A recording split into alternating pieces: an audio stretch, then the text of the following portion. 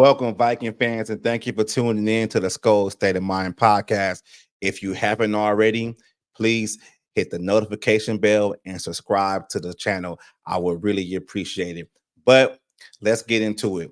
This is a breaking news episode. I know you guys out there have already been hearing the whispers and whatever, on social media or the radio or whatever you get your news and information from. The Vikings have some special team injuries going on right now. Now, me personally, I understand that this is mid-season and this is football. Injuries are going to happen, but damn, it's like these injuries are happening at the wrong time. And it's like we are just getting over the Christian Darrisaw season injury. And now, we rolling back into special teams injuries. And it's like, and it's not the type of special team injuries to where it's like it's a kickoff returner, it's a punt returner. These are injuries to like the staples of your special teams, like your kicker, your long snapper, like your special teamers are composed of three facets. You get what I'm saying? Like three special team players: your kicker, your long snapper, your punter. Like the rest of the players are basically interchangeable, and you have two players that might go on 4-week IR. This is kind of big, so let's dive into it. So, real Reichard, if you watched the game last night, he missed two kicks. All right. And after he missed two kicks, you can kind of see on the sideline, they kind of put a band-aid on this quad, put a little heating pad on it or whatever. So, earlier today, after doing some research, come to find out that he has some soreness throughout the week and, just figured out to go out there. I'm not going to say like that led to his misses.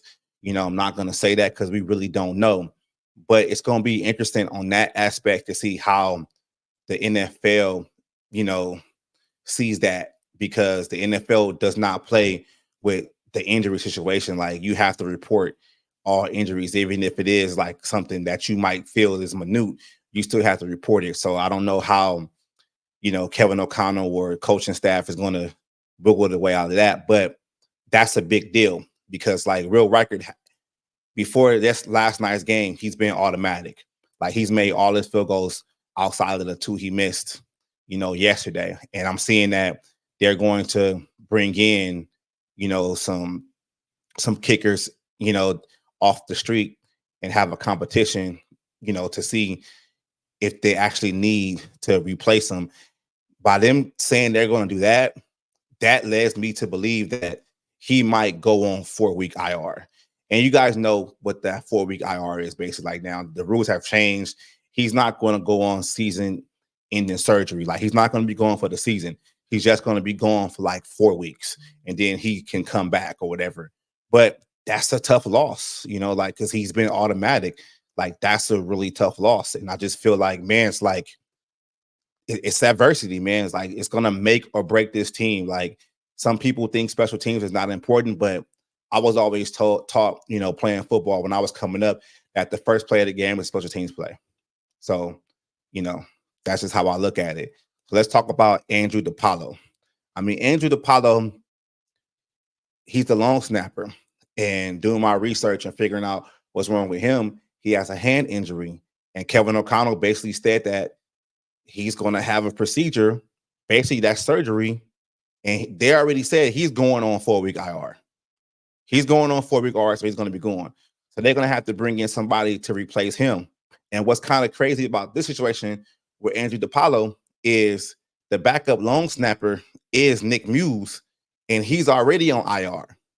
So Garrett Bradbury has to step in and be the, emerging long snapper, but you don't necessarily want your center to be the long snapper because, you don't want to like overexert him or whatever. So they got to bring in a long snapper, to basically take his place.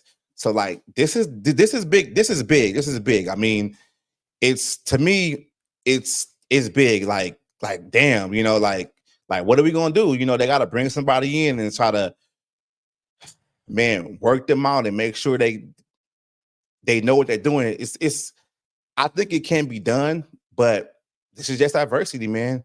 This is going to show like how good this team is going to be, down the line. Like this is just it's just football, man. It's just what it is. You got other teams dealing with injuries too, and it's just football, man. So that's all I can say about that. But man,